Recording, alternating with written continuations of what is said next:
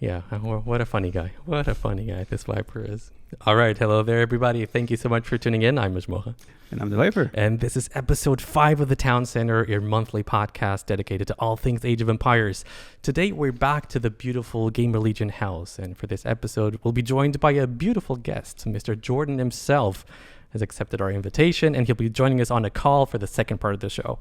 We did try to get him here to come to Berlin, but I guess, Viper, you're just not that good of a friend. You could not convince him to come here. So he wanted to come here for me, but all the other factors were... I've been implying I was the cause that he wasn't able to come here. And slightly a little bit of a train ride. I did hear he did not like traveling all that much. Something along those lines. I think it's similar to me, where it's like just sitting idle and doing nothing is not something we like to do. And yeah, he had to spend 8-9 hours on a train the same day if he was to come here. So doing it online makes sense. It would be almost the same as Yo, right? Yo might a little bit longer travel, but slightly longer, I'd say. But back in the day, and I mean 10 years ago, I think he used to get up at 5 a.m. every day. What do you mean back in the day? Yeah, well, I was wondering, does he still do that? Because he would go to the gym first thing in the morning, 5 a.m. or something. The rare occasion where we actually have trained, where I've also had a bad sleep schedule, and we've trained in 3 a.m., me and DauT, for example. Jordan wakes up and he joins. So that isn't our problem. I think it's happened once where Jordan has gotten up at the training hour, where people have training into the night, and Jordan wakes up to join in the morning. Mm-hmm. But no, he's an early bird. Gets up at 4 or 5 a.m. all the time. And even if he goes to bed 2 or 3 a.m., he has that internal clock where he wakes up 4, 5, 6, no matter what. Cannot go back to sleep. That's interesting. Cannot. In any case, Jordan has recently made big headlines by announcing he would stop streaming Age of Empires 2 full time, though not entirely, and he would be looking for a new job. We're obviously going to ask him about that and what led him to make this decision and what it means for his future as a professional Age of Empires 2 player. Has he actually discussed this with you before making it official? Yeah, I was aware that he was thinking about this. Obviously, he was always going to be I'm just going to continue doing this full time until I maybe find something. Obviously we're going to talk to him later so he can go more into detail, but obviously I was aware of this a little bit before it happened. All right, so I'm really looking forward to the call, but before we get to it, we're going to talk about the Champions Invitational. That was the big tournament that ran through August and has just finished 2 days ago. Mm-hmm. Then the Age of Empires 2 community has now a new member of the 100,000 YouTube subscriber club. Hera has just recently hit the amazing milestone, and I'd like to talk about how he got there and what others can maybe learn from his success. We'll also discuss ongoing tournaments such as Clash of Empires and the 3rd season of Titans League. And as always, your support is very much appreciated. So if you happen to enjoy the work we're doing here, make sure to subscribe to the channel. Throw us a like. Let us know your thoughts in the comment section down below. And if you're listening to this on Spotify, make sure to give us a 5-star ranking. Whether you like it or not, just put 5 stars. Well, just to be sure, just do it before you start listening. Yes. All right, let's start with the Champions Invitational. And as always, be aware, if you still haven't watched the tournament, there will be tons of spoilers ahead. So this was a round robin between all the winners of S-tier tournament in 2022. There were 5 in total. Viper for winning the Wander Warriors Cup and Warlords, Hera for the Grand Melee, Tato for Red Bull Legacy, Mr. Yo for winning the Resurgence and RMS Cup 2, and Winchester for winning the 1st season of the Titans League. Funny enough, in the 2nd season, he actually got relegated. The tournament was organized by Hera and initially had a prize pool of $7,000, sponsored by an anonymous donor. But Hera decided to add all the donations he received during the tournament to the prize pool, which means at the end of the tournament, the whole thing went up to, I think, $11,000, something around those lines. So pretty crazy. And this wasn't just a normal round robin, though. Oh, no, it was not. No, it was not. Every single series in this tournament was played as a best of 21, spread over 2 days. So we had 10 best of 21s the span of a month, and that was 185 games, which obviously requires a big commitment from the players, but also gave us a lot of high-level Age of Empires games, which we of course enjoy.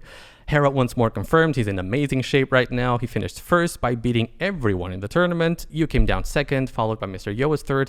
Tad was 4th. Sorry, Tad. We're going to talk about that. And then Winchester is 5th. So did you enjoy the tournament? Were we happy with your performance?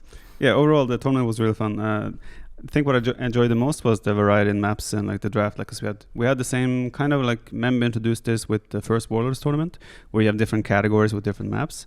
And then Hera added a twist now where it's there's 4 maps in each category. You ban one and pick one each, and then there's one left over.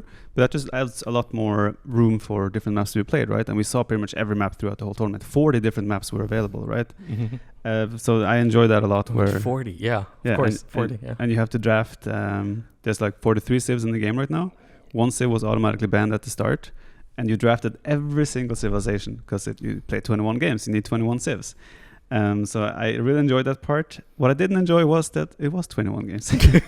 Now, of course, I have played some best of 21s in the past, but getting up there in the age, and my wrist also is not too happy with these longer sets. Did you notice something? Because I noticed after Winchester and after Yo. But after Hera and Taro, I didn't feel anything. Interesting, because those were the series that went to 21 games, right? I know. It's hard. I mean, it comes and goes. It feels kind of random, right? But like, I'm personally not a big fan of best of 21s. I don't think. I mean, the sponsor here wanted best of 21s, right? So it's fair. That's Hera, what I heard. Hera was limited in that regard as well. But I think if he wants to do this again, I would like to see maybe like, if you're doing a round robin, like the issue with round robin is like you will end up with games that probably don't matter for the grand scale of things, right? In the end, now it mattered because it decided the positions of second, third, and fourth. But the whole climax of who's going to win the tournament was already over, right? To be fair, that's a problem with most round robins. Exactly. That is the problem with round robins. Unless you are incredibly lucky and everything just really falls into place to make it. But yeah, talk about your performance in general. Were you happy with it? I think I had extremely high highs and extremely low lows myself. So I felt like my inconsistency showed a lot in this tournament, and it's been like that lately. But yeah, no, I think in the end I'm happy with how I played overall. But yeah, like me against Yo was kind of crazy because it's like I won 4 in a row, then he won 4 in a row, then I won 2, then he won 4 in a row, then I won 5 in a row. So it was a very strange and weird set to play because like it's fine. Like sometimes you lose a lot of games in a row or at the same day because you're feeling bad. But here we had the situation where he won 4 games in a row and I won 5 games in a row in the same day. In the same day, right? That's the weird part. So it's like. No, but yeah, like obviously the set against Hera went 11-10. Could have gone either way. I think I played pretty well there, and Winchester as well. I think I'm very happy with my performance overall, but I do need to get rid of those inconsistencies that are there to like really be able to win like best of 21s. It's interesting because we talked about it with Yo, and he did say that's one of the things he notices as he's getting older, that the inconsistency is a lot more common than it was before. And I'm not sure if this is actually accurate, but I saw someone claiming you said that your decision making was one of the things that was being sort of inconsistent throughout the games. And that's curious to me because I would expect like the mechanical part would be the one that kind of, kind of regresses as you go older. But you're talking about, the intellectual part that you would expect to stay kind of intact. Yeah, but I don't feel like my mechanics are worse or were that. Like I think I played pretty well throughout the whole set. But yeah, my decision making in some games were like, when I sit in hindsight now and think about them, it's just like, it's so obvious that was the bad move, right? I don't know. It's like maybe it's just like, I don't know. But that's as well where it's weird because I would like make weird decisions 4 or 5 games in a row, and then suddenly I was perfect decision making in the next 5 games.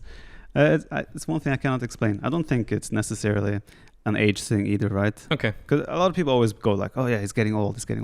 I think that's nothing to do with it. I think it's more about life distractions and such when you get older. Like for example, if you start a family, you have like issues in life. Because when you were 18 and grinding, you're just like, what's your concerns in life? Nothing. Well, it's getting better at Age of Empires, right? Exactly, right? So I think those things are more impact. I'm not saying that has an impact now, but I'm saying those in general will have more of an impact on you than getting to, like I'm 31 now. I'm still young. Pretty young. Right? Pretty young. Well, compared to. Yeah. But I still think like my mechanics wouldn't start suffering for probably many more years. I mean, look at DauT.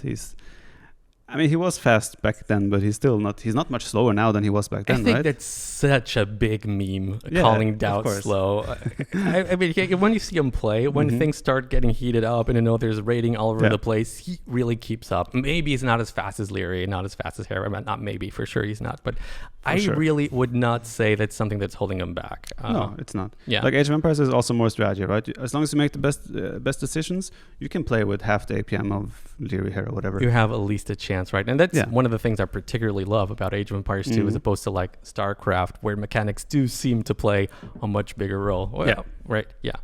Okay, so Hera finished the tournament with a score of 4-0 in Series 1, and as I said, and you finished with a 2-2 score. And that might sound like a big difference, but at the end of the day, it's basically a 2-game difference. Your series against Tato and Hera went to the very last game, both of them, and you lost both of them. So that was basically the difference between finishing first or second for you. And to make matters worse, in both those games, I believe most people felt you lost due to self-inflicted wounds. Obviously, that doesn't mean you wouldn't have lost anyway, but let's talk about them. So the clearest example here, of course, I think I know where you're heading. Is the last game in the series against Hera. Let me just set up the stage here. So the map was Hideout. You were playing as the Bengalis, Hera as the Cumans, and you decide to go forward in Feudal Age. And I assume you were trying to punish what we were expecting to be a 2 DC boom from Hera, right? Right. Unfortunately for you, in Hideout, there's a short way towards your opponent's base, and there's a long way. And because you hadn't scouted him, and I guess you didn't know the map well enough, maybe, you ended up choosing the long way, which means you kind of missed the timing of your push. Yeah. So was it a case of you not being very familiar with the map, or what happened there? I mean, I've played Hideout a lot of times. It's been my home map often as well. I did do some generations afterwards to like see, is there anything I missed here? Like, could I have it more, like with a little bit extra scouting, could I figure out just by the way the trees are shaped? Isn't like it? It's like a mushroom, kind of a mushroom. Yeah, kind of like a mushroom, right? So I could have done a better job there. I think also in hindsight, I could have just scouted a bit earlier, right? But that's the thing. I mean, like greedy boy. Even if I went the same way, it's against Cumans and Hera, right? It's odds are it's gonna work are still lower than 50% anyway, right? So I don't want anyone to think that I lost because I went the wrong way, right? It's still 21 games, and he had games as well where he made big mistakes. Sounds like some massive cope to me. I was watching DauT casting your game, and he did say, I think it was because the stones were outside or something. I don't remember the exact thing, but he said you could have a chance. It's obviously... Of course, have a chance, yes. He did consider a kind of a civ mismatch, so that Cumans would be superior, if I'm not mistaken. But if you go the right way, he's got stone outside, and there's a lot of things that could go right for you. But also a lot of things that could go wrong, for him, right? Sure. I don't want anyone to sit there and be like, oh, yeah, if I went the right way, I would have won. Right? And this is not taking anything away from Hera, obviously. But did you feel like the game was over right there when you noticed? The second I realized I was walking the wrong way, I was like, okay, well, we'll try to make it happen, right? But I pretty much knew that this was over. It was over. Did you think about going back with your villagers? I actually clicked them back for like 2 seconds, but then I realized I already walked for 15, 20 seconds. I cannot go back. It was just one of those. It is what it is. Yeah. It was a shame. I mean, the worst part about this was like, I don't mind losing, right? But it's a bit sad that was the last game, and the way it played out. And, at the end of the day, if you win, well, of course, but it's only 2 games, like I said, that kind of separated you from the victory and the whole thing. Okay, and then last game of your series against Tato, the map was Haboob. You were playing with the Khmer and Tato with the Celts. I was watching the game on Dave's channel, I believe, and he was losing his mind because you didn't wall your wood line, and Tato just kept raiding it over and over again throughout the whole game. But for me, what surprised me the most was actually the fact you opened archers with Khmer in such an open map. The Khmer obviously have very good farming economy and good cavalry. Celts have horrible cavalry. So I was very much expecting you to go mega scouts and just raid them everywhere. But you didn't, so I assumed that would be the wrong approach. Would you care to explain why? I think it's the right approach. I'm not sure if you know what happened. You think my approach is the right approach? No, my approach. Oh, well, yes, I assume so. I don't know if you saw what happened in Dark Age, though. There was some laming involved from Tato. Oh, I think the caster missed. I'm going to blame it on the caster.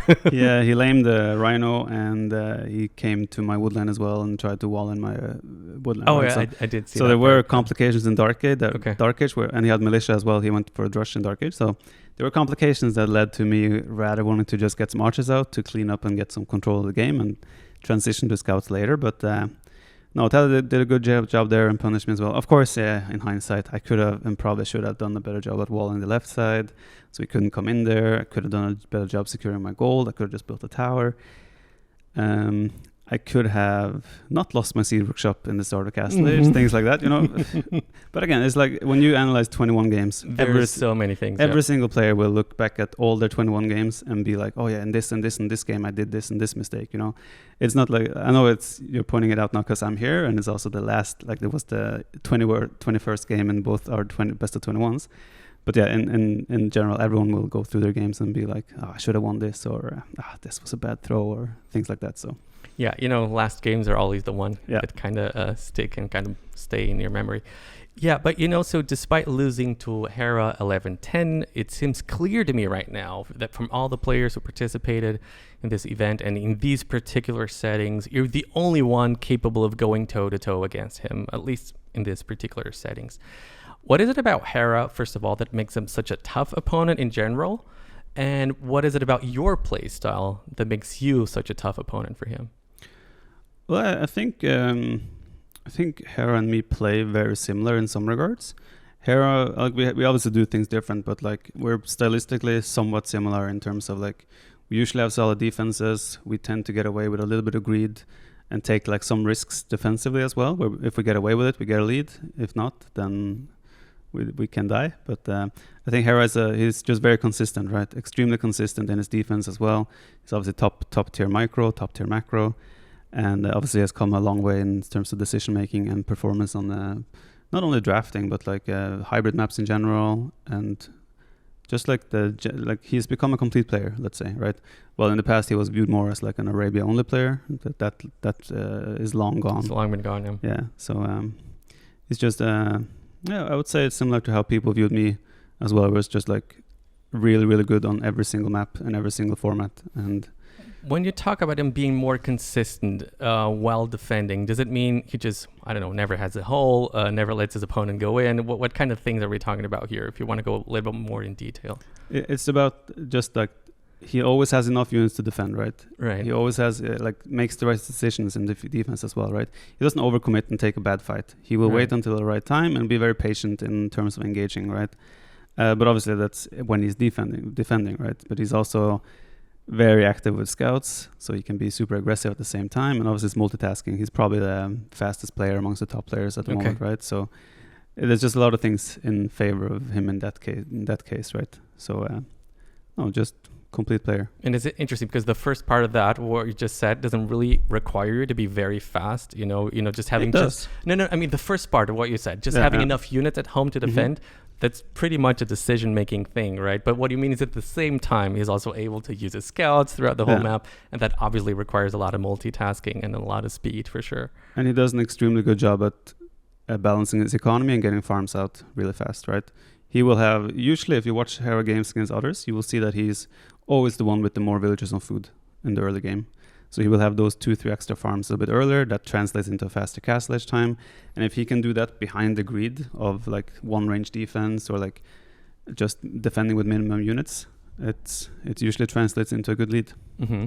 Okay, it's kind of a shame you guys had to play so early on. I think a lot of people were kind of expecting you guys to be the very last series. I mean, again, hindsight is 2020, but I think it was kind of expected that you guys would be both the closest ones to be fighting for the first spot. So I would very much would have hoped to see you guys playing at the very last, at the very end of the tournament. But well, schedules, right? We were 5 players that were asked to play like in a short time frame because we were also asked like a week or 2 before, right? Hey, do you want to play? It was that okay. Yeah, we didn't have a lot of time to like schedule everything, so it was more like I think Hera offered like from lowest seed to highest seed to pick dates.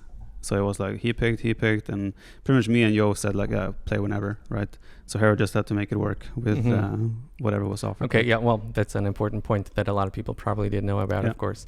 Okay, so this was the first tournament to feature the Romans, or at least the first big tournament. DauT thinks they are too strong and might need a nerf.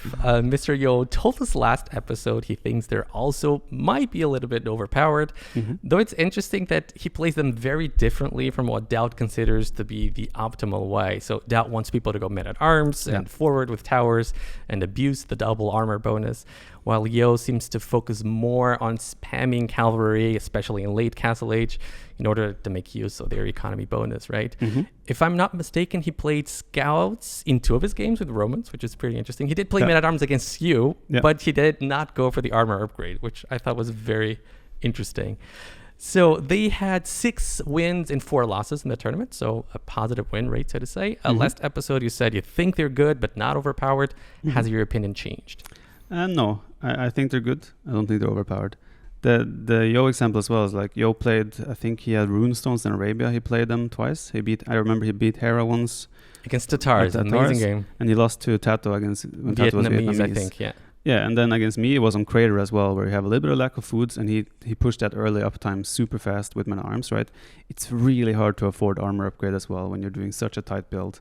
I think Romans are very good, but I think you don't have to play them a specific way. You can just play anyway, right? Open Drush, open Archers, open Skirm, Scouts, whatever. You have 5% eco bonus. You're just better by default than any other Civ, pretty much. So why do you have to force a weird playstyle? If you're going for Man-at-Arms, though, would you say that going for the armor upgrade is a must? No. Okay. I think if you're doing like heavy aggression, where you're like, let's say you go Man-at-Arms against an Aztecs player, for example, yes, send Wills forward as well and do towers, right? But if you're just opening Man-at-Arms and want to transition into either stable or range, why would you need the armor, right? Your Man-at-Arms are most likely going to accomplish the same whether you have the armor or not. Because if you go Man-at-Arms with Romans, the default reaction is, okay, I'm just going to open range to deal with the Man-at-Arms.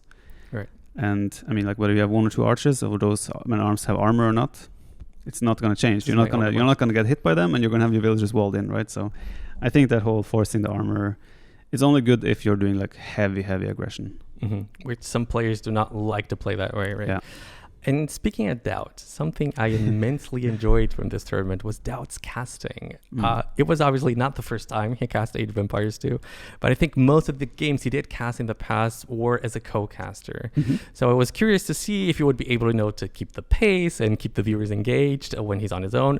And absolutely he was, man. I thought it was great. He obviously has a very no-nonsense approach to the whole thing. There's no fake hyping. There are no distractions. If the game is over, it's over, right? It's all very analytical and very in-depth. And something he does a lot, and I personally love to hear, is he talks very often about how the meta has evolved. So he will say, players in the past used to play like this, but now we've discovered this is better because of X, Y, Z. So he's constantly bringing stuff from the past and kind of comparing. I think that's very informative and very educational. Well, he can, right? Because he was there from the dawn of time. He's been around for many years. Did you get a chance to listen to him in one of your watch-alongs? I only tuned in for like a couple of minutes once, but like I always know how he's casting already. I've casted with him before, and I've seen him cast before, so I'm not surprised. Like I think he does a very good job. He's not obviously like he doesn't have that overhyping like you're saying. So he's not going to be a mem. He's not going to be a T90. He's not going to be in that. Like, and I think that's why it works. Yeah, he's exactly. unique. He has his own appeal in that regard, and that's why he also works as a co-caster as well, and he works as a single caster for whoever wants just that more in-depth look at the games, right? But of course, if something is over, he's going to sit there and be like, he's going to be bored. I mean, I have the same, right? If I'm casting it, that's why I don't really like to cast at the moment. And I'd rather do these watch-alongs, because then I can just sit there and I can sprinkle on some analysis on top. You can let the other guy do the work. Exactly. For you. And when the game is over, I don't have to sit there and commentate on everything, knowing that this is over and like have I lose interest in a game completely when I think it's completely over. Then it's just like I don't really feel like talking about this game anymore. But on the other hand, I assume you understand why the players keep playing, right? Of course, right. Of course. Right. Well, unless it's Yo. Yo has some times where I'm like, why are we still playing this I think game? the first game in your series was one of those examples where it just kept playing and was kind of over. Even though I hear that he does that a lot because he wants to warm up, right? So he feels like, let me extend the first game a little bit. I know it's over. I do the same. Okay. But not as long as him. One of my favorite educational videos in Age of Empires 2 was one series DauT started many years ago.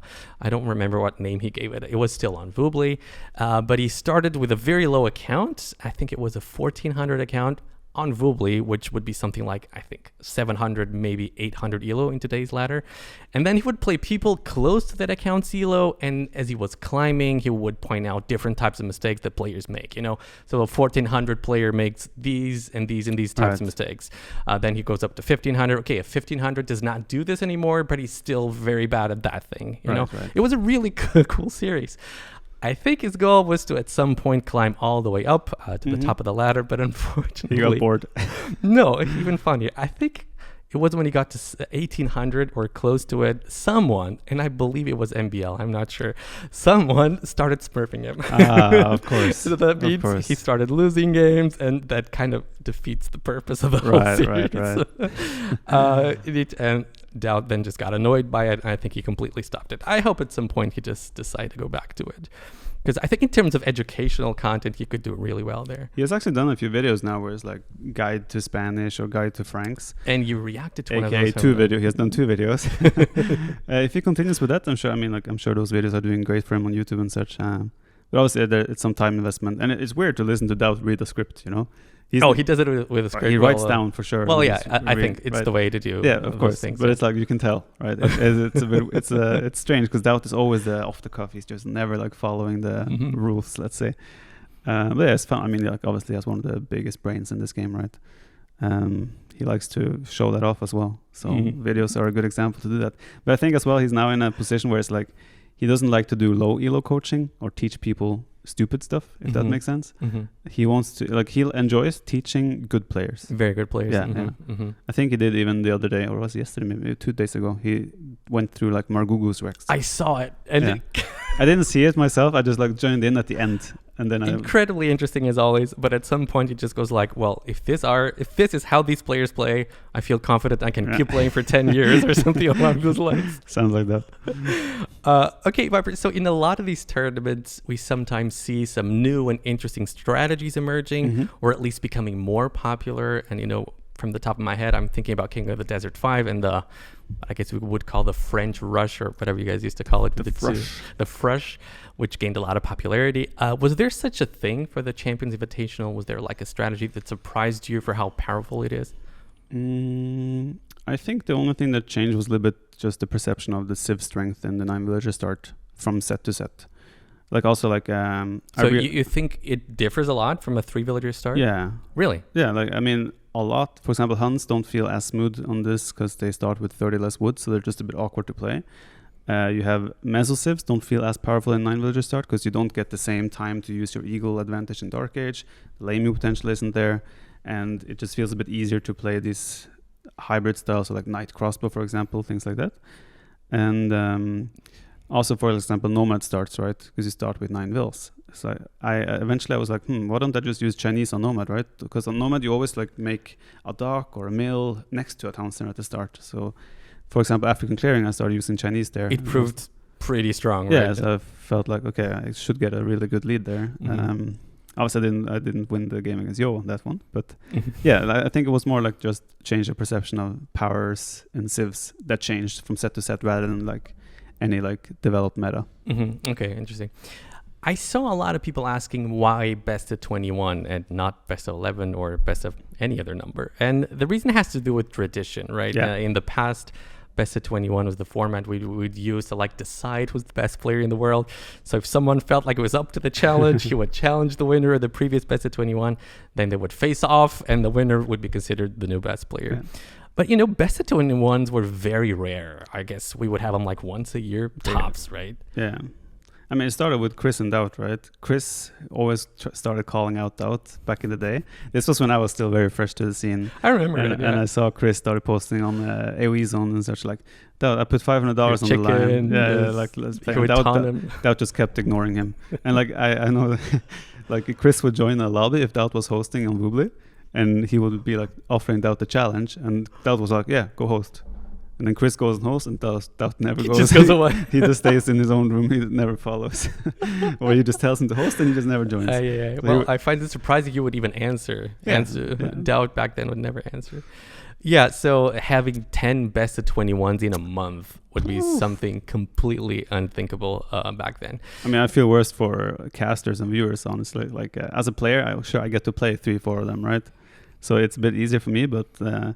for all the viewers, I imagine it's very hard to follow as well, right? Because it's 21 games between every single player. That's a lot of games if you want to watch everything. And also as a caster, right? That's a lot of games to cover. To be fair, I think most of them are used to like spend a couple of days just streaming Age of Empires 2, but I do think it's a little bit more tiring when it's always the same players because you can't keep bringing stats about players because it's always the same kind of guy, right? Yeah. It makes it a little bit different. One of my all-time favorite series in Age of Empires, still to this day, is the best of 21 between you and Jordan back in 2014. I think we named it... Was it 2014? 2014, 2014, right after the Clash of the Titans. A long time ago.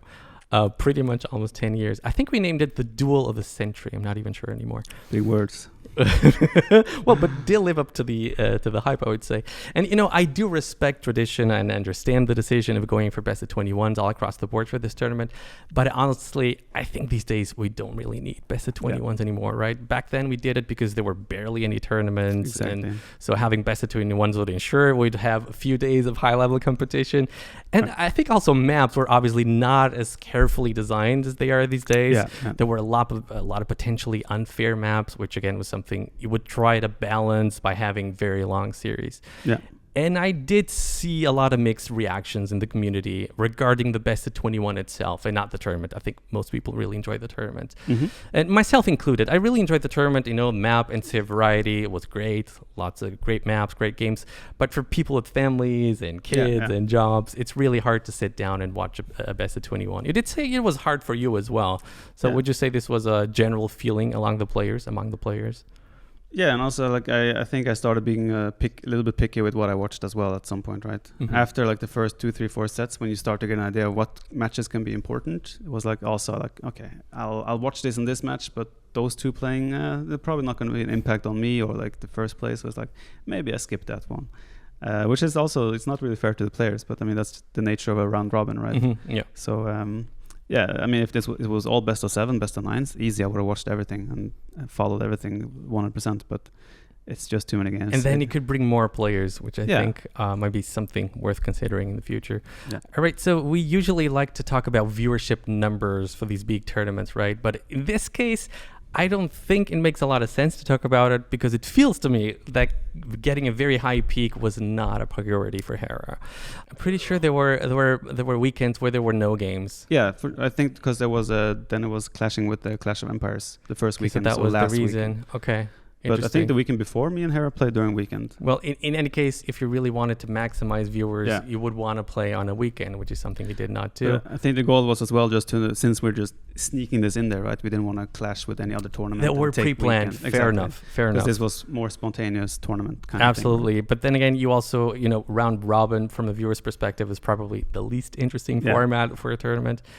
So it seems to me Hera's goal was to create a tournament that will show was currently the best player in the world. And with that in mind, I think the settings were pretty much perfect, right? We talked about a wide variety of maps, wide variety of civ matchups. I guess if Leary was there, would be an even better thing. But people don't know, but Leary was initially invited, right? He was one of the 5 invited players, but he wasn't able to commit to the best of 21s.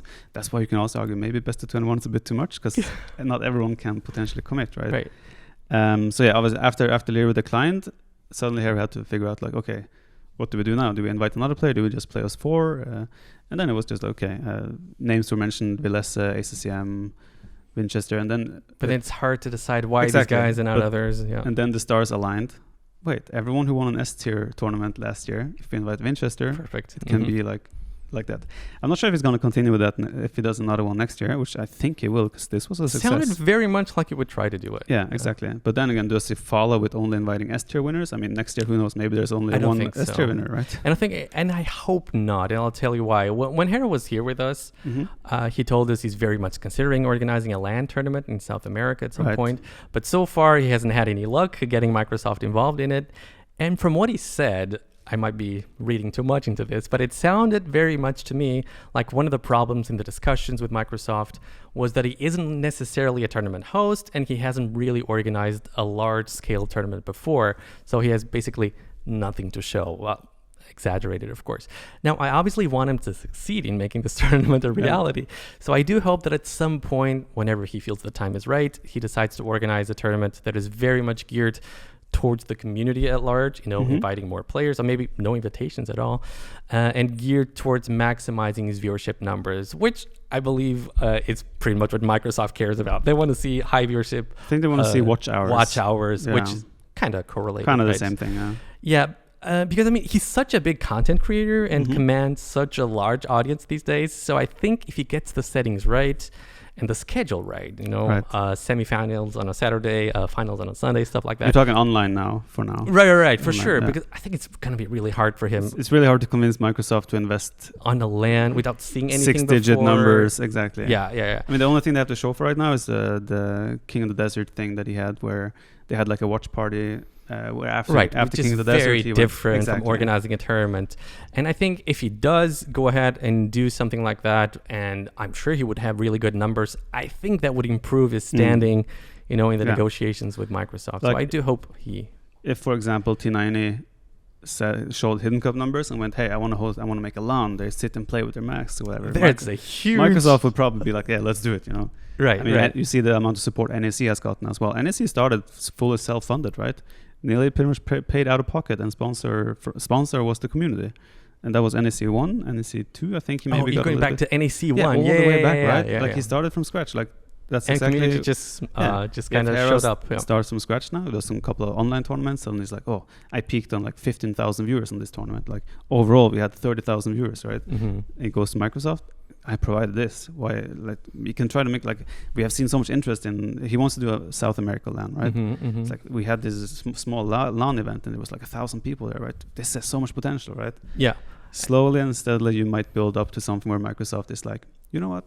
Yeah, let's do this. Right. I think Microsoft wants to see some experience. They want to see he's been doing this before, and so if he does decide to do something like that, I do hope. It is very tricky though, because Hera now is, I mean, a lot of people argue he's the best player, right? So is he also going to run around and host tournaments? He needs to delegate some work for sure. Exactly. It is a bit hard, because I remember when I did Open Classic, it was like I was one of the favorites for the tournament, but I also felt the pressure of like I wanted to like cover the whole event, and that was exhausting.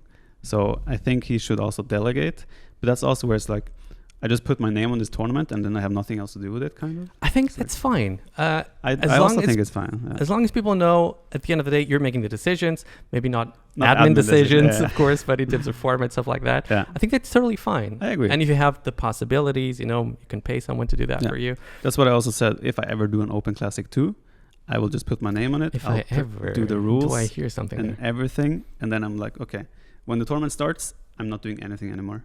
Everything else is on the admin. I think that's totally fine, actually, because you're still putting your name behind it. Your audience is going to be there. That's still totally fine. Okay, but Viper, it feels like wherever you look, things just keep getting better and better for Hera. In the month of August, not only did he win the Champions Invitational, but he also broke the 100,000 subscriber milestone on YouTube. This is an amazing accomplishment for him. I think right now, in the English-speaking community, there are only 5 channels with over 100,000 subscribers. That would be you, T90, Spirit of the Law, Zero Empires, who doesn't really upload videos anymore, but and now Hera. There are a couple of Spanish-speaking YouTubers with very large channels too. Nacho AoE comes to mind. Mario Valle, I think. Ovaje. No, okay, thanks. Locoser, something. I'm not sure how many of them are over 100,000. Nacho for sure. Mario Valle for sure. Yeah. I mean, no offense to Mario, of course. It's just to know how to pronounce it. So your channel right now sits at 270,000 subscribers. So you obviously have a lot of experience when it comes to YouTube content. What is Hera doing right here? Right now, I've noticed the last 3, 4, 5, 6 months from his channel, he's doing a lot of more produced content, if you get what I mean. It's like he has his editor that he's working with, and K1, and they are producing content nonstop, different interesting topics like people are interested in, right? I think he recently, I've seen on Reddit, there was like a clip that showed like what unit counters what, right? And there was like a line of what units counter this units, and I assume he did that for every single unit. So like content like that surely is a hit with an audience that always have like, people are curious about top players and high profiles opinions on things in general. I've noticed. It's weird, right? But it's the same like whenever like Spirit of the Law could be making a video that he on paper has no idea about because he's not a top player. He can obviously put in the work and everything, but like people would still watch because of Spirit of the Law, right? Because people are just interested in their opinions. And Hera now has started producing a lot of like he has the how to say, he has the level and the knowledge and such to back up a lot of what he's producing as well, right? So he can go out there and say, hey, yeah, this is how it works because and it's backed up by my experience. Exactly. And if you put a well-edited video behind that and all these different interesting topics that he's doing, and he did an amazing like react video to like an amazing video as well just now.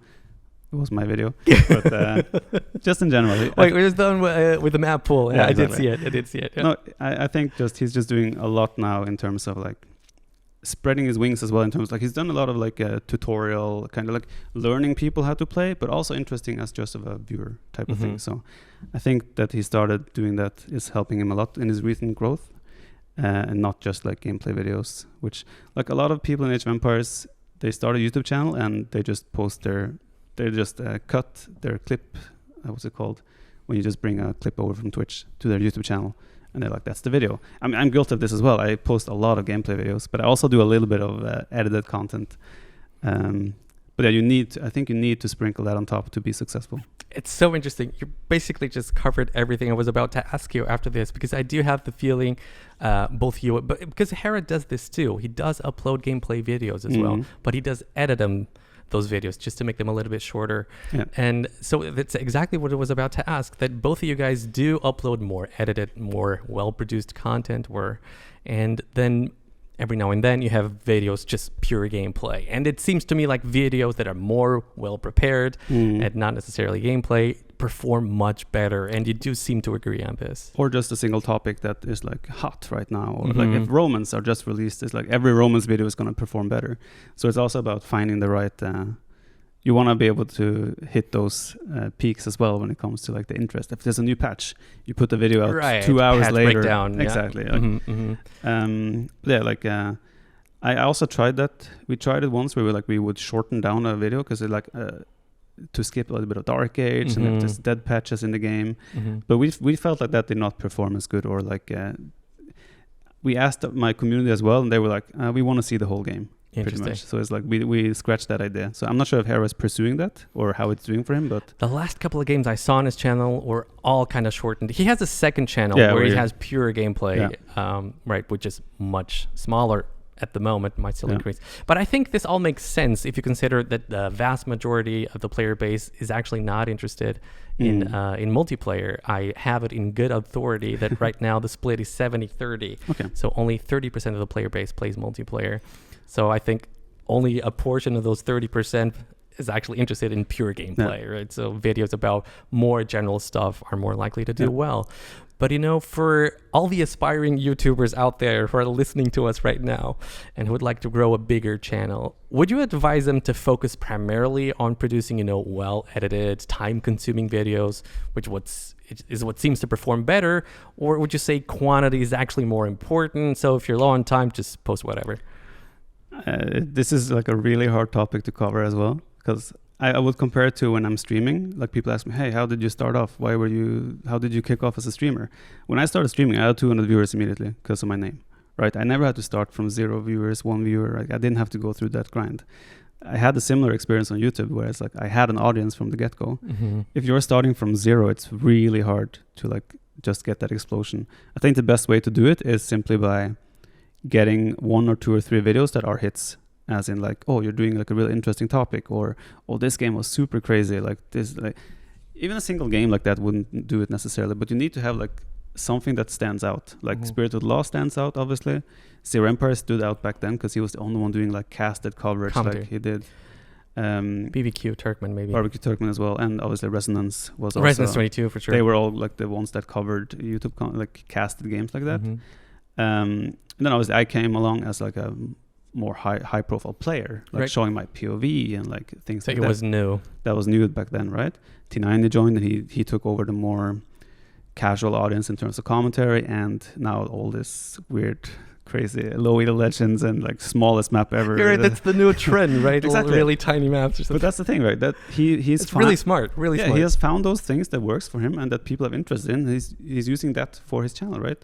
People need to find what works for them, and like, of course, if you're an amazing player, you can use your gameplay and your skill as your main attraction. But it doesn't seem to be enough, just because only a minority of the player base is interested in gameplay. Yeah, but that's also like, for that to work, you need to be like a top player, right? Hera can now get viewers because he's such a good player. I can get viewers because I'm such a good player.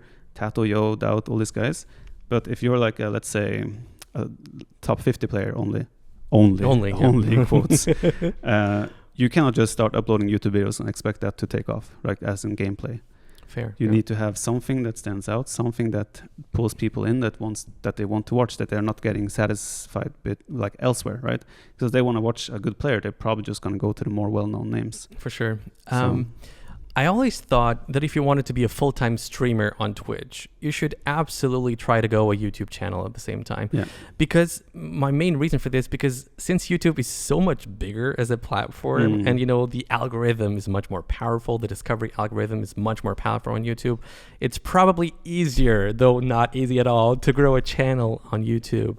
And if you do, you can then funnel some of those viewers to your Twitch channel. It's pretty much what Zero Empire is used to do. And I'm pretty sure T90 also benefited from that, right? So would you say that having and maintaining a good YouTube channel is a must if you want to be a full-time streamer, or not necessarily?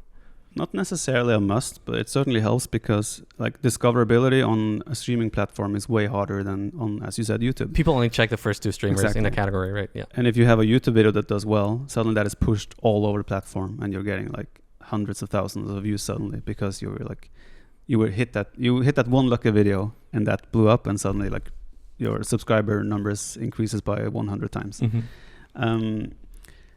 Helps for sure, required not really. You also have to make a decision when it comes to content, like where do you want to start? Do you want to start as a streamer and then try to make a YouTube channel, or do you want to start as a YouTube channel and then trickle that into streaming, right? So there's always the balance to find there as well. I mean, we've seen like MBL now has gone full time, the reverse Uno card from Jordan. But I haven't seen MBL like suddenly starting uploading a lot of YouTube content himself. He's still mostly just grinding. Would you say that's a mistake though? I think he's making I'm scared it is a mistake. Yeah, like right now MBL is, I think he's in Taiwan right now on vacation with his girlfriend, but like I'm not sure like how much he has really stepped into those full-time shoes yet.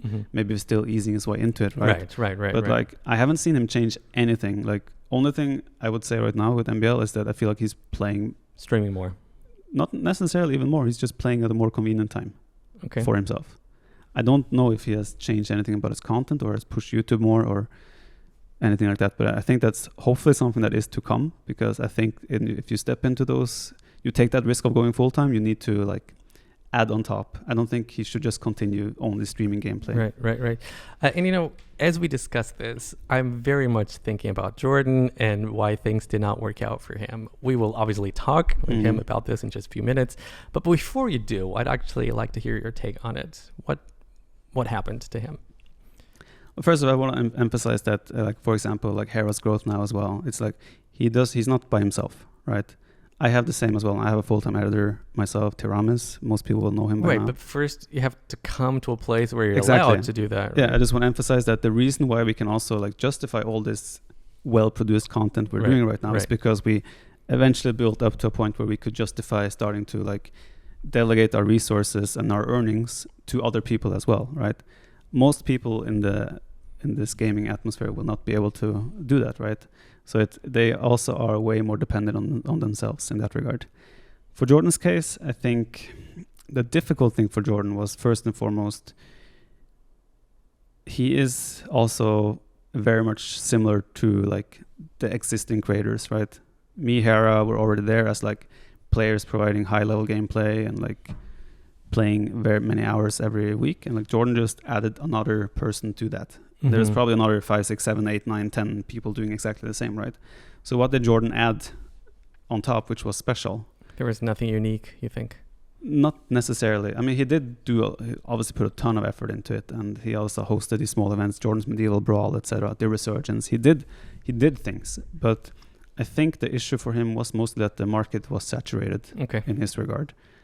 And I don't think he didn't reach far outside of his comfort zone to try and like reach other people. I agree 100%. It felt to me like he kind of just stayed within his lane and just hoped that would kind of like slowly build. I mean, it did slowly build, right? But he's living in Munich, very expensive city. I think it's the most expensive city. Exactly. He has a daughter. There's a lot of costs where it's like he probably just weighed up his options and had to evaluate and realize that long term this might not be the best for his life.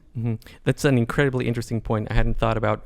What I did think about, and going back to this YouTube thing, is that it felt to me like there was not a lot of effort put into maintaining a very good YouTube channel. There's a lot of videos of pure gameplay videos, but very little content that's well produced, which seems to perform better on YouTube.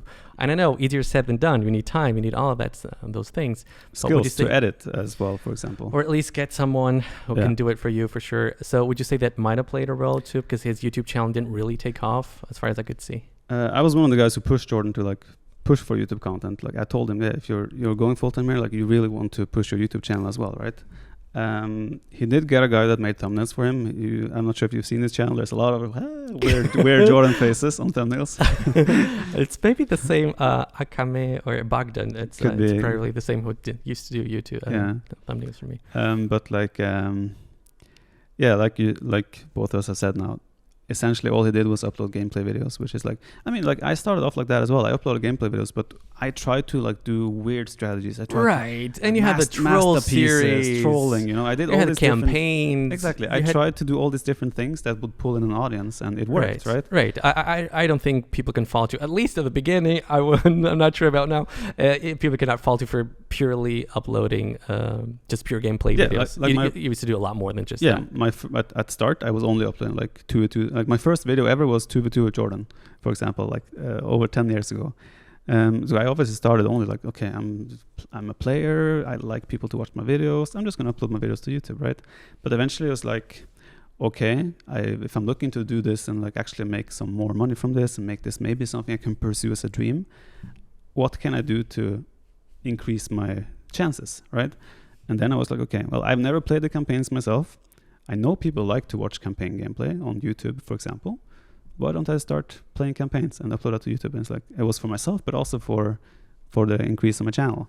Masterpieces, trolling, all this stuff, right? I think you need something that I would say just kickstarts you to a certain extent before you can start justifying as well a little bit more of the generic content, so to say. I think one of the big differences is that back then, when you started your YouTube channel, nobody was thinking, I'm going to go full time at some point. Nobody was thinking about that.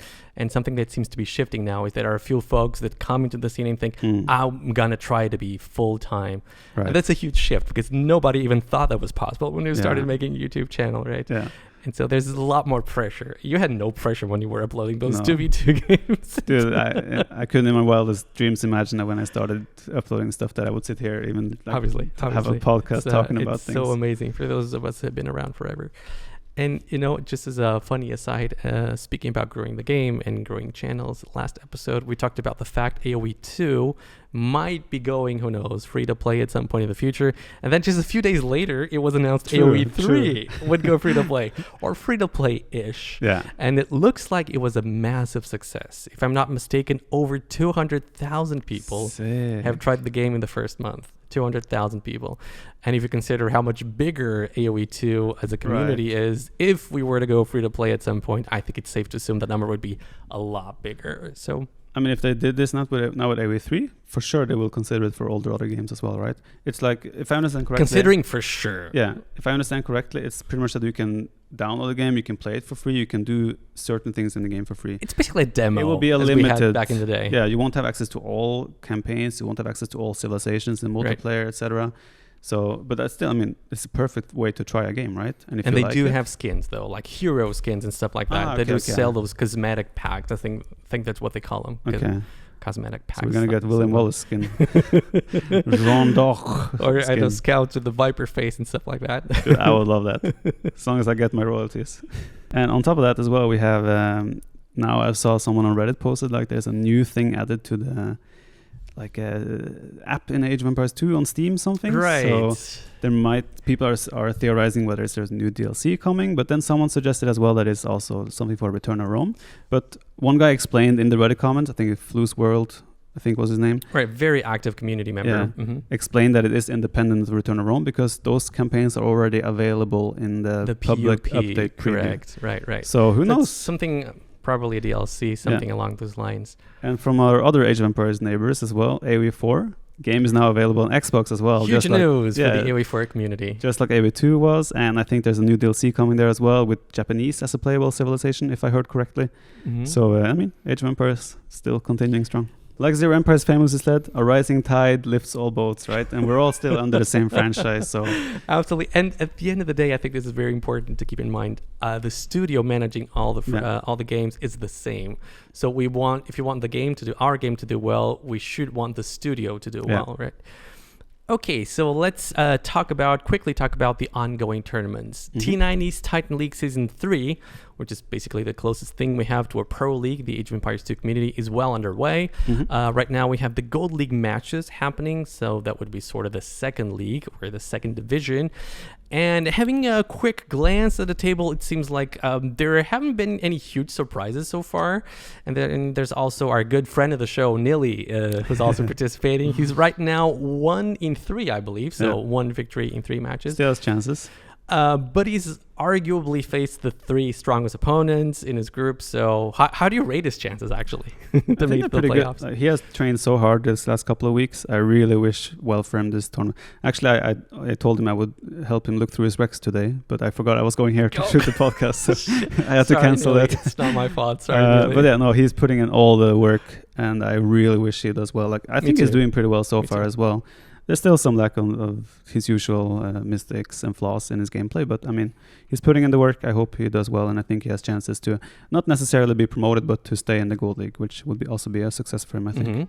And then the first division of the Titans League, that would be the Platinum League, starts September 4th. That's next week, and this is where you'll find all the big names, such as Mr. Viper here, Hera, Leary, Yo, all those guys.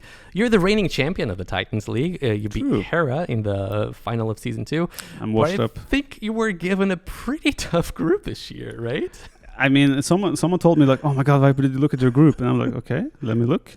And I'm like, "Yeah, sure, it's a tough group, but look at all the other groups as well." Well, yeah, fair enough. Every group is so tough there. It's like every group. You could switch 3 players from my group to another group, and it would still be as tough. All right, so then we have Clash of the Empires. That's an $11,000. Some places say 11,000, other places say 12,000. So I don't even know anymore. Something in that range. Right, so that's hosted by Nacho AoE, who's we just talked about him before. Actually, he's a very big YouTuber in the Spanish-speaking community and a really nice guy. I like him a lot.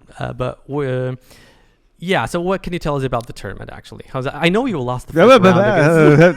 I wanted to skip that part. Come on. I lost to DauT 3-2. We had a full ego war at the end, Incas against Mines, and I forgot that Incas have slingers. See, it happens. But yeah, no, DauT played that really well, and he's now walking around calling himself Meso King because he won every game with Meso City.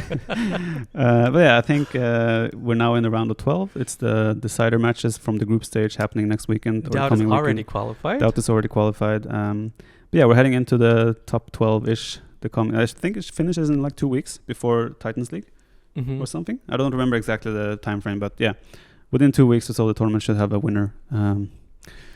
Let's hope for the best. Initially, there was a bit of controversy surrounding this tournament because the sponsor of the tournament, that's Clash of Pets, which I believe is a mobile game, they said the prizes would be paid out in crypto, which kind of set a lot of people's alarms off. Definitely not everyone, though. I think you told me some players, particularly in South America, actually are glad they can be paid in crypto because I think they otherwise would have to pay a lot of fees, right? I saw Dogao and Kapach both tweeted at it and was like, I wish every price was paid in crypto. They want in crypto, yeah. I mean, they did clarify, if I'm not mistaken, that you can also choose to be paid in USD. Choose. You can get paid in PayPal, but it will be fees then, right? What would you prefer? I mean, I do have some crypto and crypto wallets, so for me it's fine to be paid in crypto. You don't mind. But like, I understand for people that don't have experience with crypto at all, that it's a bit like, I'd rather just have it on my PayPal. You know? And I think it wasn't made very clear from the start, and that's why there were a couple of people who were not. I mean, it makes sense, right? There's a lot of shady business within crypto, so it's like I understand the skepticism, so I don't blame anyone for that. But yeah, it's good that they clarified and gave the option to be paid by PayPal as well. Right. And then we have the announcement of Warlords 2. We don't know much about the settings yet. No info of the prize pool either, I believe. We can assume that it will be similar settings to last time because it was a big success, right? Right. Yeah, the tournament is still like two months away, so... October 20th. Yeah. So we'll look more into that. And I'm actually really happy Mem is announcing this tournament well in advance, to give a lot of people the chance to plan their lives. And I'm very hyped for this tournament. I think apart from Red Bull Legacy last year was probably my favorite S-tier tournament in 2022. I liked it as well. Yeah, well, I wonder why. You might have won it, right? Okay, perfect. So, guys, that was it for the first part of the podcast. We're now going to set up everything here for the call with Jordan. So do stay tuned for that, and we'll be right back. And we're back, and we're now joined by our good friend Jordan. He's been at the top of this game for over a decade now. He's one of the most recognizable faces in our community. Jordan, welcome to the Town Center. Thank you so much for taking the time to be here, my friend. Yeah, thank you as well, guys, for inviting me, and happy to be here. Yeah, I just have to. Jordan, you could have been here, man. It's not that long. I didn't see that one coming. I feel like all the technical difficulties we went through the last minutes, I felt like it was on purpose, just because I'm not there. You would have deserved it, to be fair. We're trying to make you feel bad for not being here. A short 9-hour train trip, man. I know. How could I? All right, Jordan. So you've recently dropped a bit of a bombshell that I believe caught a lot of people in the community off guard. A bit over a month ago, you announced you would stop streaming full time. You said the decision was mostly a financial one, or maybe even a purely a financial one. So the money was just not adding up for you, and you decided to look for a job outside the gaming industry. Now, in the meantime, you did find a new job. I believe you're starting exactly today in a week, if I'm not mistaken. Yeah. And so before we get into the weeds, into the details of your decision, I can only imagine how hard it must have been for you, and how many conflicting emotions you must have been battling through. So first thing I'd like to know, how are you right now? Are you happy? Do you have any regrets? No, I'm actually very happy. Obviously, the situation overall was not playing out as I would have hoped for. When I made the decision 3 years ago, when I went full-time Age of Empires, I obviously dreamt of doing this all my life. So unfortunately, I was not able to do that. But the last 3 years have been such a big blast for me. So no regrets whatsoever. But that's kind of how life plays. Sometimes new facts, new information are arising, and then you have to adapt your lifestyle according to that. And that's why I was forced to make that rough decision. You said you could see yourself doing that your whole life. You imagine yourself 60 years old sitting there. I'm gonna make the 4th villager again. Well, it's kind of like. It's like what DauT is doing right now, right? He's almost 60 True. as well, so fair. Not Good too point. far. Not too far away from that. It's interesting because it's something that for us to think about someone who's 60 years old and is playing computer is obviously unimaginable. But I'm pretty sure we're 40. I'm almost 40. You guys too? Don't laugh at me. No, we're young. We're all going to get there, right? We're all going to be Exactly. 60 and we're going to still be playing computer games, I'm pretty sure. But that's the thing, right? 30 years ago, there was no one that had been full-time streaming or full-time playing video games That's for why already it's years. so right? unthinkable for us right now. But it's coming. Who knows? 100 years from now, maybe it's the norm that the most popular streamers are 50, 60 years old. You never know, right? I think that's going to be the case, right? It's just such a new industry still. So I think in 20, 30 years, it's going to be just totally normal. I would not be surprised to see Viper with 50, 60 years old still doing his thing. People are going crazy. Quick walls. Yeah, exactly. Did you just say 56 there, Jordan? I think that's a German thing. You wanted to say 65, but it's well known that Germans say the numbers the other way around. Because we were talking. Thought it was a funny little thing. It's old either way. I don't think it matters. Fair enough. Jordan, I'd be curious if you're willing to share, of course, what is this new job that you just found, and is it a full-time job? It is a full-time job, yes, and I will be working for Mercedes, Wow. a manufacturer for German cars. So I a think we know very common that. one. Most people. I think we know what Didn't know Mercedes-Benz is. Yeah, I think we've heard about it. Yeah, and I'll just work as an IT project manager there, just in a very, very small dimension, right? But I think it's very good for me to get in there with the first step again, and then let's see what the future brings. But very excited for the upcoming months, so to say. That's awesome. obviously I've known about this for a while now already. Yeah, So I it's think so. some part of me asking some questions here might be a bit weird, but either way, let's like you obviously have thought through this for a long time. When did it first start for you, like to get those feelings of like doubt, like maybe this is not going to work out. Maybe I need to start looking for something for a, in quotes, a real job again. Yeah, I think the first time I had that thought was around end of 2022. That was the time where I felt like the financial situation has decreased a little bit in terms of the amount which was going through in terms of Twitch that I was able to gain there. And I saw a steady decline over months. And when it reached February, March, I felt like, okay, this is not just a seasonal thing; it is just Right. the trend going there. And going through April, May, I was like, okay, it's getting even worse. And it's not like I streamed less compared to in the past, right? So it was somewhat the same amount of stream investment, but just having a bit of a less revenue. And that was the moment where I felt like, okay, maybe it is not working out for me that well anymore. Okay, you brought up Twitch there. It's like obviously we are all aware. We have discussed on this podcast as well some of the changes Twitch has made. Yeah. Do you think those numbers were purely due to Twitch's changes, or would you say that the revenue would have decreased either way?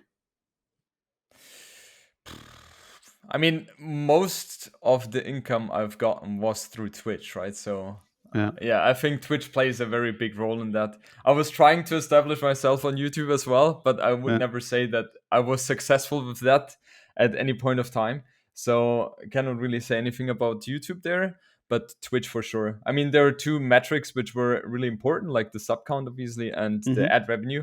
The Twitch sub count was okay, I would say, but then they implemented the change that Right. reduced the sub revenue per user depending on the location. So that was a big bummer, let's say it like that. And the second thing was also the revenue from the ads, and that also when they introduced the ad revenue program initially, it was very healthy for me, but that declined heavily as well. To elaborate, the regional pricing he's talking about is that like Sub pricing. depending on where you're living, the price will be different for a sub, and they presented it as in like, oh, this is going to be good for everyone because more people can subscribe. There was a lot of optimism at first, but then things, well, by the sounds of it, sounds like for a lot of streamers that didn't really pay off, right? I think on average, people roughly saw a 20%-ish decrease in their sub revenue. It was really brutal. A lot. Yeah. Okay. So would you say, Jordan, there was not like one particular event that kind of broke the camel's back? It was more an accumulation of several different months where you really saw, things go down. Exactly. And so, okay, so it's something that he really considered over a long time, and it was not a snap decision or something like that. Yeah, for sure. I'm not that kind of person to make snap decisions. Viper knows, like, I remember... Can confirm. Yeah, I remember back in the days when he was full-time and I was working full-time as well in a different area. And he was successful with the streaming part, and he was, trying to convince me to try going back to Age of Empires. It literally took 2 years for me to make the decision when we first started talking about that. So, yeah, I'm very slow in that regard. And I was really thinking things through because obviously I loved what I was doing. I just loved it. It brought me so much joy. And I was very privileged to live that kind of life for a temporary time, so to say. It was well thought through. Jordan has this face when he's thinking, where he goes like, and like he starts to think. And I remember when I visited him, and like whenever we were on the tram or something, going to the city or whatever, we were discussing about like what I was doing, how it was going, etc. And then like I was like trying to poke at him, like, "Come back, Jordan is back," And I could tell that he was seriously thinking about it already back then.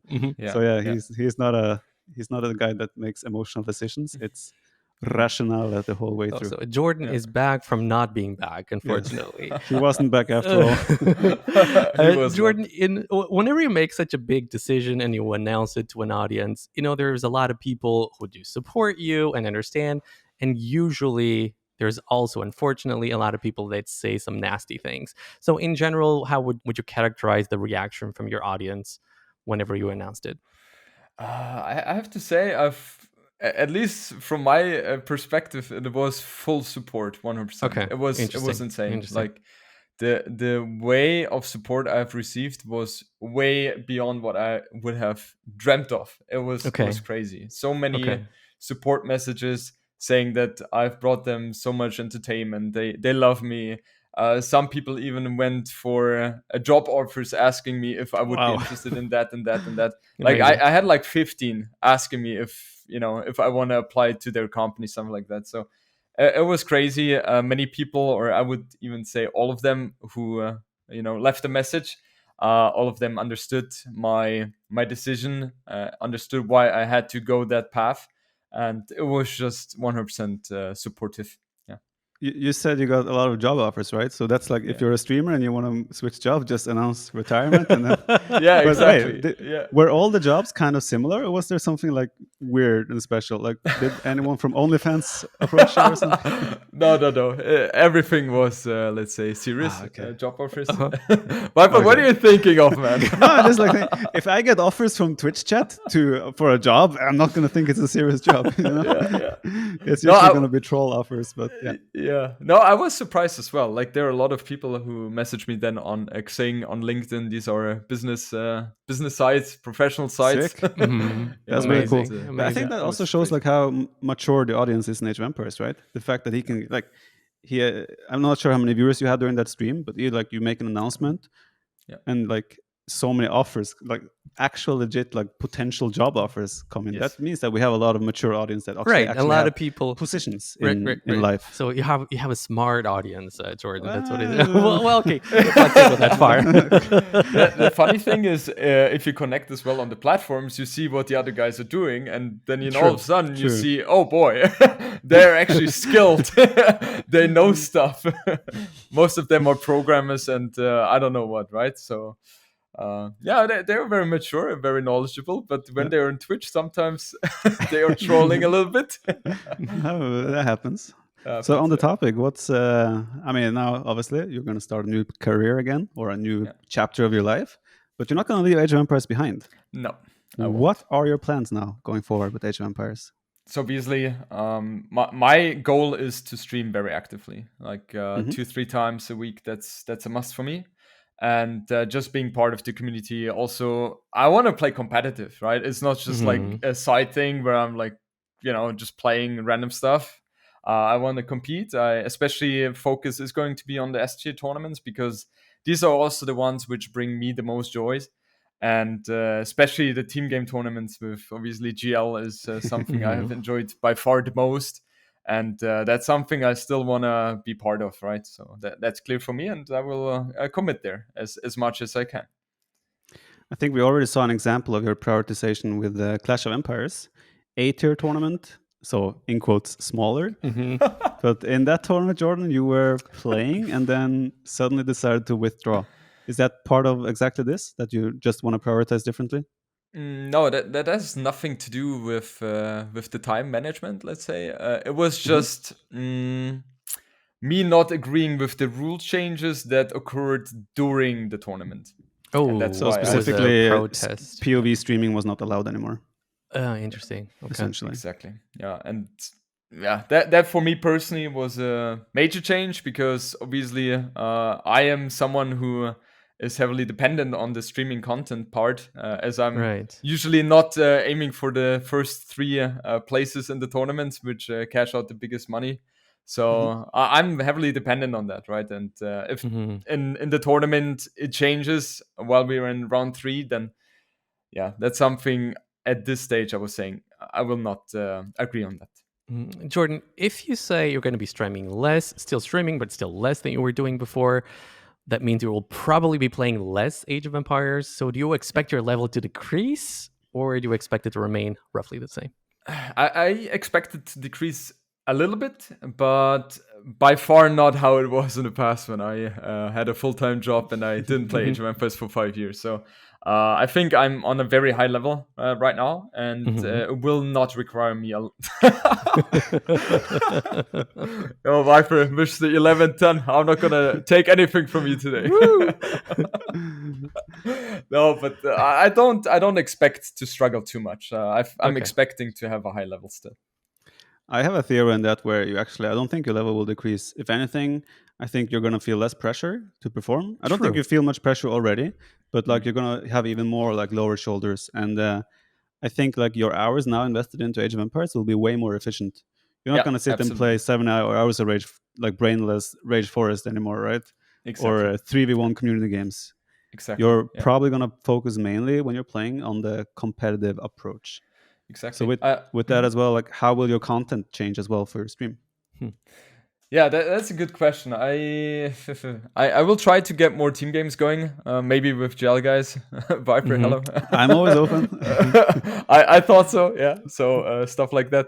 I don't think the content per se is going to change too much, but the hours obviously are going to change because in the morning times and early afternoon, I will have my full-time job, and then on the side after that, I expect something like 3 p.m., 4 p.m. German time. I will get Age of Empires in. And also what I think with that change is going to come is that I will have more joy again with Age of Empires, because the last months it has been transitioning more into a work kind of thing where you feel like you're forced to now get 5-6 hours per day, something like that, just to get the hours in. Grind. It's exactly. And that can also cost a little bit of enjoyment. And I guess those negative feelings were connected to you seeing that the money's just not adding up, and there's a lot of pressure coming for you. So that's probably everything combined, right? Exactly. And then also the big part was the topic of pressure. I remember NAC qualifiers where, I was performing but I had big issues with sleep. Big issues because there was so much pressure, right? Yeah. Okay. For me, it was not acceptable not to qualify. So I was thinking about Age of Empires nonstop all the time, and I had. Well, you did make 2 it. hours Let's make it clear. Exactly. But the issue for Jordan as well. Yeah, and the issue for Jordan as well, that qualify. I remember that qualifier. I was really worried for him because he also he had one of the later sets, so it was later on the day as well. Oh yeah. He barely slept, and he doesn't like eating before he plays, so he postponed eating, right? Because you never know when he's gonna play. And then suddenly I think you had 6, 7, 8 hours without eating, and your games were still maybe 2 hours away. Yeah. So I'm like, Jordan, man, go eat something. You need to eat something. You need to, I was so concerned that he wouldn't qualify there. But I think you did actually grab something to eat. But I'm not sure. Yeah, usually yeah. In the end, you qualified, so it worked out. But yeah, that was one of the times I've been concerned, really concerned. At that point, I realized, okay, this is not healthy for me anymore. I need to change something, right? So it's the amount of pressure I have during those times is not healthy. I need to adjust something. Do you see this fact that you're stopping your full stream? Do you see that changing your relationship with Gamer Legion in any way? I hope not. Gamer Legion for me personally has been the biggest positive part in Age of Empires from the external organizations, and I've had only positive moments with them. It's I feel very, very privileged to be part of Gamer Legion, and two parts of that, obviously me being able to play with my best friends, which I've been playing with for years already. So just being able to still be part of that team is insane for me. And on the other side, Gamer Legion is such a great organization doing so many things for Age of Empires. And I'm, as I said, very privileged to be part of that team. And I hope it continues like that. Mm-hmm. How did Gamer Legion react to your decision? I would say very understandable. And right now, the situation is that we just continue like it is until end of this year. And then we will see how the future is going to look like. Okay. But clearly, Jordan hopes to stay within the team. Maybe I have an input there as well. Let's see. Yes. You better be nice. I heard 1110, Mr. Hello, 1110. Uh-oh. Yeah. Maybe I should have come today. Maybe we should. Jordan, in the first part of the podcast, me and Viper were trying to discuss and brainstorm a little bit why this whole thing, career with Twitch and going full time, did not work out for you. From your perspective, what went wrong there? Big question. The clear answer: I'm not good enough. As a player, content creator, that's everything? The thing. Viper can trash talk all the time, and now I'm. Go on. No. Obviously, as a player, I was too bad, right? I think in Age of Empires, you have to be top 2 in order to be really successful and keep going with that. At least that's my opinion. And also as a content creator, I was not good enough as well. Just to be honest, it's just like if you're streaming and playing high level games, you have to have the capability of entertaining. Like you have to interact with the chat all the time, nonstop, while keeping the highest level. When I'm playing 100%, then the part of focusing on the Twitch chat is falling off a little bit. Like you get the focus of the game and you lose the focus of talking, for example. And that's something, for example, Viper is doing exceptionally well, right? He's able to play 100% and he's talking blah, blah, blah all the time. And Jordan. It's just so fast and the multitasking. No, I'm playing 70% and talking. It's just we're different. We're different. No, I'm just kidding. By the way, I know. Research shows something else, man. I don't know what it is. When I'm with Jordan, I just become so cocky and I become an asshole. Honestly, I don't know what it is. With me, people get to see your real face, Viper. You bring it out, yeah. But anyway, on that topic, I mean, obviously, I've been streaming and playing for like 10 years now, so it's like a habit thing I've built up over time as well, right? Mm-hmm. I've gotten good at it over time. I wasn't like this when I started, right? But on Jordan's topic as well, like he said, like when he plays 100%, his brain kind of turns off. Mm-hmm. I remember me and Jordan always played 2v2 in team games, and like I always sit there and like, hey Jordan, so small talk, like how's your day? And Jordan's just short answers, yes, like I'm just like, shut up, Viper. Let me focus. Yeah, I just want to I want to talk. Like I'm bored. This is Dark Age, He's just there telling me to shut up, essentially. So it started very early. I think 2009, 2010. It started with the 2v2s and. Viper's always trash talking. I'm like, dude, let me focus. I'm just talking. We're just having fun. Okay. But anyway, that's obviously a little bit off topic. But you said then you're not good enough as a content creator and as a player.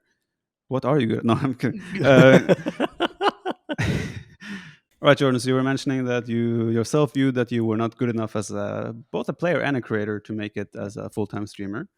Is there anything you think you could have and should have done differently? I would say no. Otherwise, I would have come up with it. Because I was investing a lot of time into Age of Empires, and I was thinking a lot about it as well. Right. So, yeah, I think other people could judge that better. Maybe you, Viper. What could I have done better, man? I have a couple of things I have told you some things as well in private as well, but we can... I can reiterate it here. Like, for example, your streaming hours, right? Yeah. You always prefer to stream in the morning times, early hours for EU, which is not a great time zone for like a large portion of the audience, which is also like the Western side of the world, like America, South America, right? Yeah. You stayed within that no matter what. You very, very rarely streamed into the evening hours. That was only when it was like a tournament or something you were covering, casting, whatnot. And I think you lost out a little bit of potential on audience through doing that. Mm-hmm. That's one of the things I would bring up. What do you think about that? I see the logic. There is a reason why I did not do that. There are two reasons for that. First one was that obviously the other streamers were active there as well. So, the competition for viewer numbers would be higher. And I've made my experience when you were on Twitch and I was streaming while you were streaming. It was not healthy at all. Sorry. So, and now with obviously Hera, when I'm streaming, when Hera streams, there's not going to be too many viewers there. And I've had experience with that a couple of times already as well. So, in that regard, I had to go for strategy that... went for times where Hera was, for example, not online or you were not online, for example. Mm-hmm. So that's the first thing. Yeah. No, go on. Let's do a second first. And the second thing was also private life, right? Because evening times were the ones where I then had time to pursue other things, which gave me a lot of joy as well. And I would have had to invest, everything into that then, and I would not have had a private life anymore, so to say. But that's where people argue about streaming and such, how much of a commitment it is, right? You have to sacrifice weekend hours. You have to sacrifice like proper personal life hours, because that's when other people have their personal time as well, when they have time to watch you, right? So there's like a whole there's a lot of sacrifice has to be made that people don't really think about, for sure, right? On that as well, though, like if you were streaming in those later hours as well, for example, let's say you're still live when Hera goes offline, very unlikely, more often than not, but like suddenly he hosts you, right? Suddenly he sends 2,000 viewers your way. If you maintain 5% of that, like that will be recircling and coming back to your stream more often than not. That could be also increase in revenue and such. Like there's all these small things that could have a trickle effect that long term is positive, even though it might be short term. And like you see, okay, I only have 200 viewers today because Hera is live, right? It's like those things to take into account. So for sure, so in that regard, you could say that I didn't have the stamina and the commitment to do that, right? So maybe that's also the reason why I failed with that. I'm not sure. Like, could be for sure. One question I do have, Jordan, we were just talking about before in the first part of the podcast that one of the strategies for trying to grow a Twitch channel and a successful Twitch channel is to at the same time try to grow a YouTube channel. We kind of touched on it. And from looking at your YouTube channel, you said yourself it didn't really take off, and I think that's pretty accurate. And in my opinion, one of the reasons might have been because you had mostly gameplay videos in there. So there was a distinct lack of videos, which are well edited, produced, which is the kind of videos that tend to do better on YouTube. Would be something that you maybe would consider at some point. You think you should have tried to like find your niche. We have T90. He keeps finding stuff that nobody else does. Be it Louis the Legend. Well, you can call it stupid, obviously. Forest Nothing, Forest Tiny Mouse, whatever. You see Hera doing the same thing, right? He's constantly trying new ideas. Some work well, some do not work well. But I feel like you didn't try anything in that direction. Would you agree? And do you think at some point you might try it?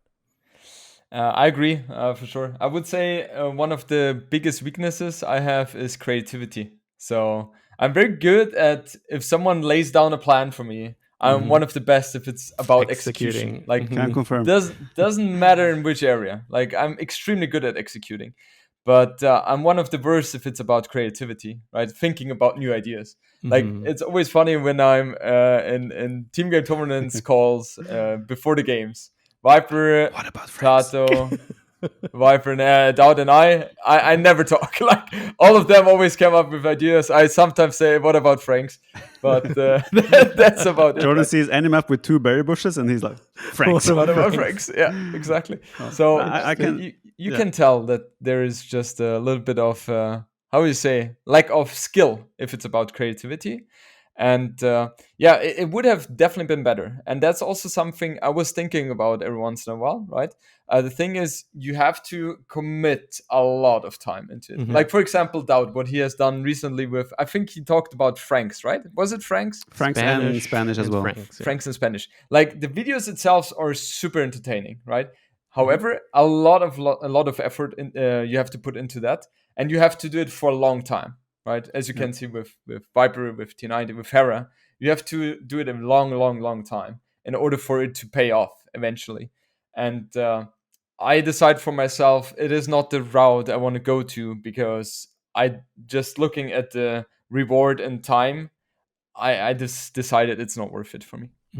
I think the thing is, a lot of YouTube channels, it's not like all their videos are doing amazing. Sometimes, and you just said it before in the first part, it's about having 1 or 2 or maybe 3 videos that really pop off. And if then a lot of the other videos do not really pop off, that's okay. You're still putting out content. You're still teaching the YouTube algorithm with kind of people would like your channel. So it's not always about doing a lot of things, doing a lot of videos. It's about trying to find those videos that really catapult your channel. I think exactly.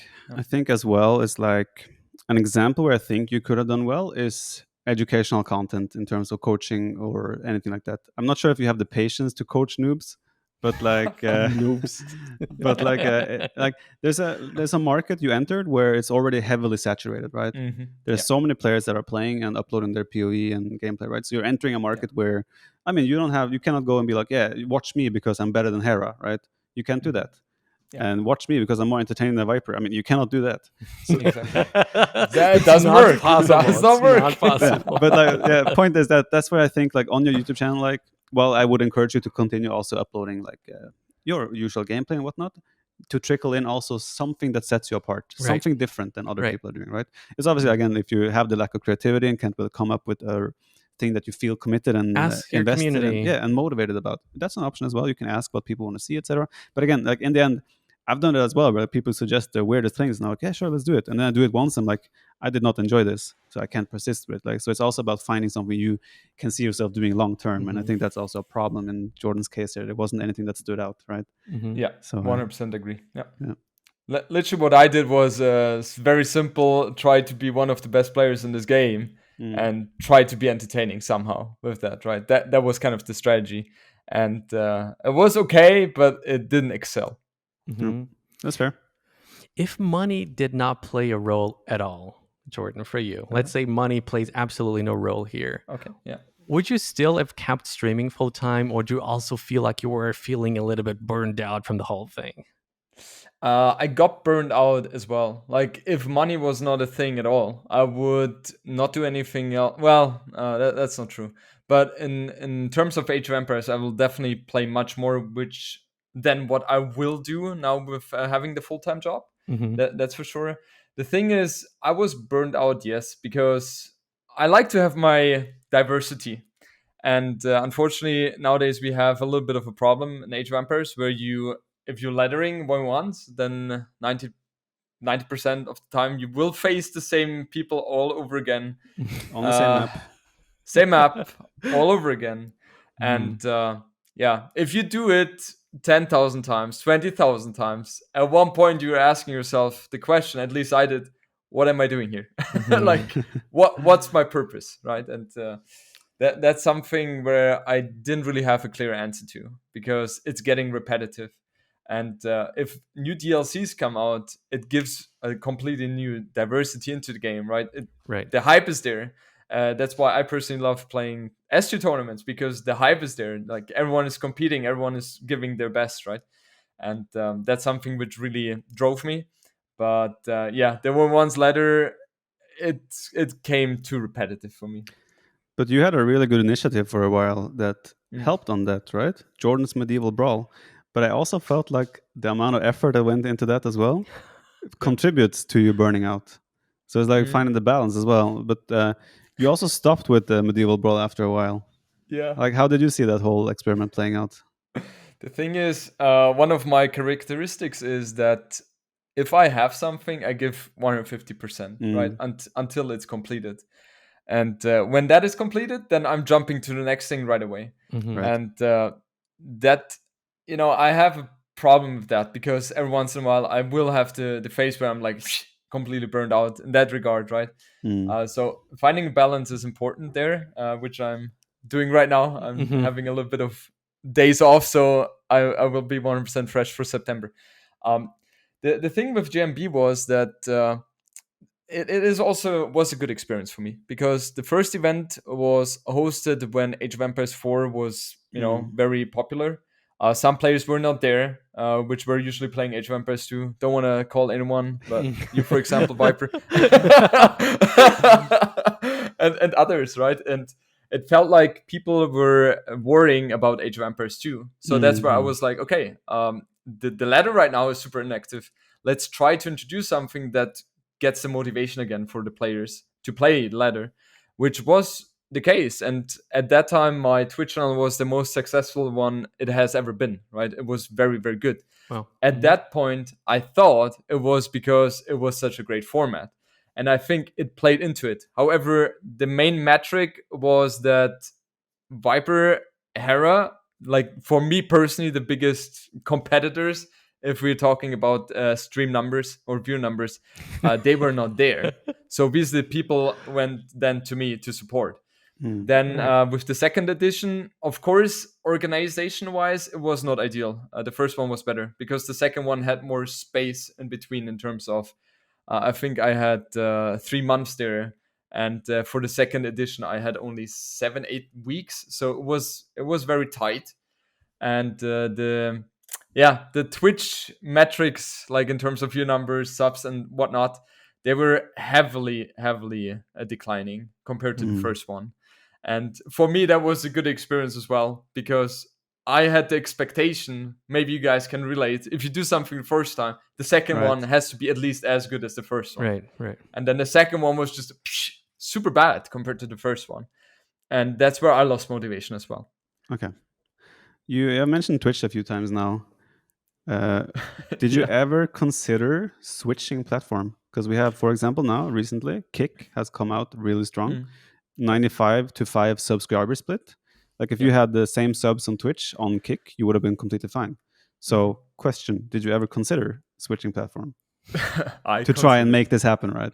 I considered, yeah. I was messaging them as well if there's a possibility for us to figure something out in terms of a contract. Sorry, Jordan. Them would be Kick here? Kick, for example, yeah. Okay. And I was hoping that, with a contract I was able to finance my life, and in addition to that I will still be able to create content for Age of Empires, just doing my normal thing. But I didn't get any response there, and other platforms were not really an option for me, as obviously Twitch is the main thing for Age of Empires 2. And it's not like you move to a different platform and then all of a sudden all your subs, all your viewers are going to move with you to the other. That's not going to happen, right? You can be happy if you get 5%, and that's obviously not going to be successful there. Okay, would you ever consider starting full-time streaming again? Is that something that you think might be in the cards somewhere in the future, or is the experience done? No, for sure. Like I would say I have different goals right now, which I will try to achieve as soon as possible. But there we're talking about years, and who knows? Like Age of Empires is always going to be my biggest love. So my goal is to never leave it, and ideally in the future be able to position myself in life in a way that I'm able to invest more time into Age of Empires 2 again. That's cool. The goal. Cool. That's really good to hear. Yeah. Good to hear. So, I mean, you've been Jordan is back meme is well known, right? It's been Jordan has been back a few times already now, and obviously every time you have come back, you have. Sometimes it took a bit longer than other times, but you've always risen to the point where you can start challenge and competing for tournaments again. At least at a semi-decent level. I almost beat you, man. Almost. Those Bengalis elephants are tough, man. I mean, I have some of your results here since you came back, or since you went full-time, let's say. Just don't bring the 1v1 matchups head-to-head against you. I'm fine. I won't. There's too much in the... okay, let's... so, Grand Melee, you got 5th to 8th, top 8. Red Bull Volo 6th, top 8. Battle of Africa 3, we obviously got 2nd place as a team. Red Bull Volo 5, you got top 4. Yeah. Resurgence, top 4. Hidden Cup 4, you got 2nd place. Yeah. AoE 2 Admirals League, recently you were the winner. Yay! Let's go! You also won the German championship in your career, so that's good as well. But since it went full time, are you happy with your results? Are you happy with how you have competed in the game? So initially, when I was thinking about becoming full time, the goal was to be top 3. Then, after a few months being full time, I realized I struggled to get into the top 100. I'm like, maybe I was aiming a bit too high. I think that's very natural, though. People might not be aware of this, but he used to be a top 5 player back in the day, top 2 player. When I rose to when I rose to in the ranks, me and Jordan were the ones that were. Yeah, but what I mean, even when Jordan would go away, and if we then come back, he would still gain his level and be up there really fast, and you were probably expecting that this time around things would be the same. Yeah. But unfortunately for you, DE came around and a lot of people started playing the game. A lot of people rose up in level in the meantime, so that's what kind of made it a lot harder for you, right? Absolutely. And also the game changed a lot. Yeah. It's just insane how it changed, right? But yeah, top 100, I think I broke after 4 months of heavily investing into Age of Empires 2. And at that time, I was already very demotivated because I was having so much higher expectations, right? Top 3, blah, blah, blah, and cannot even break top 100. Well, I think it took me 6 months until I reached top 20, something like that. And at that moment, I was like, okay, I'm vibing. I'm getting there eventually, right? But at one point, I realized, okay, it's just super hard because I felt like Age of Empires at that point of time has risen to a level where like every single margin counts, and that's tough because if you do just a slight mistake and you're facing against the top 5, you lose. No matter what happens, you will lose, right? And at that moment, I realized, okay, top 3 is going to be too much, but I will still try my best. And being able to achieve the results which Viper just mentioned is just a big thing for me because it is very hard. And most of the time in the tournaments, I dropped out very close against the tournament winner, except if it was Viper. But other than that, always super close, right? So I think I have performed extremely well. And in general, I tend to perform extremely well in tournaments. Yeah, I always got the impression you're a guy that you're a mentality monster. It's a very common word used these days in sports and such. And I think that suits you well because I also think you do an extremely good job at preparing mentally, especially at LAN events. You can see Jordan enters his bubbles. He puts in his in-ears and he sits by himself and he's just like no smiles. Like he's vibing. Normally he's like this. The teeth are like flashing everyone.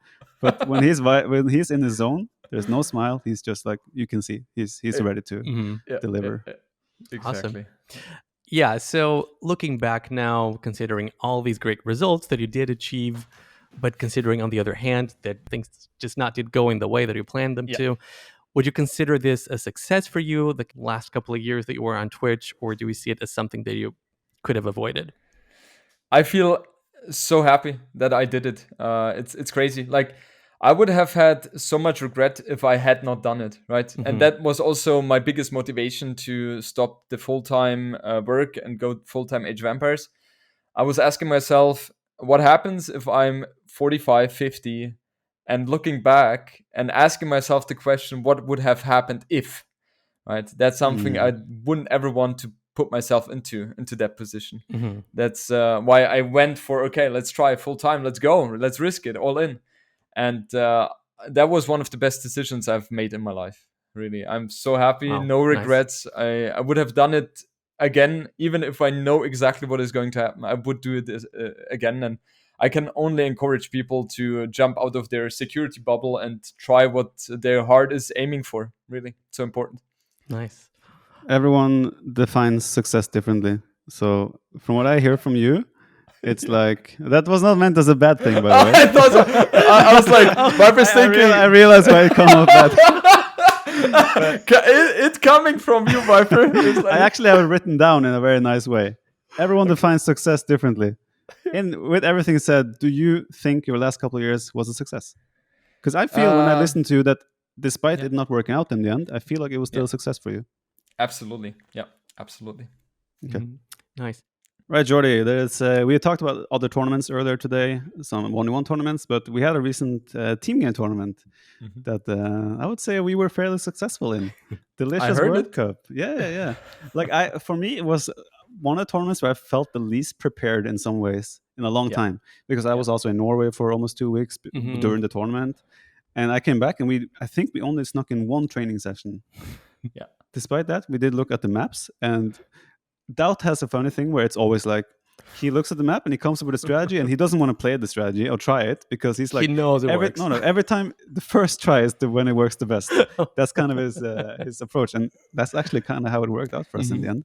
But how was your experience in the tournament, Jordi? Did you enjoy it? When it clicks, it clicks. That's how he says. When it clicks, when he comes up with a strategy, it clicks. Now, for me, the Delicious World Cup was one of the more fun team game tournaments I've participated in because there were many factors playing into it, right? First one was the maps were completely diverse.